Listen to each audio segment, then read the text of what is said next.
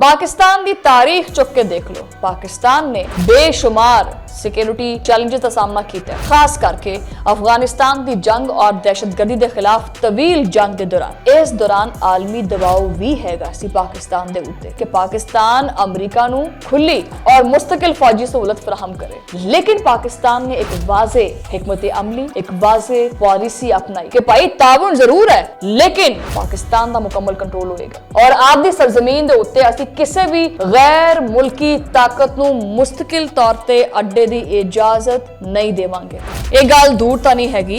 2025 जिहड़ा लंघिया है पिछले साल देखिया ना, जो दुश्मन ने हमला किया है तो पाकिस्तान ने फिर मुंह तोड़ जवाब किदां दिता है, बल्कि भारत दा मुंह ही पाकिस्तान ने आपदे कोले रख लिया। पाकिस्तान दा दिफाई निजाम जिहड़ा वो सिर्फ और सिर्फ कोई रवायती जिहड़ा फौजी ताकत जिहड़ी हैगी ना उदे तक महदूद नहीं हैगा, बल्कि एक मुकम्मल स्ट्रैटेजिक ढांचे दे उत्ते मुश्तमिल है। और इंडिया ये चीज किदां भुल सकदा है, क्योंकि नासा थानी धुआं तां फिर पाकिस्तान दी पाक फजाइया नहीं कढिया सी।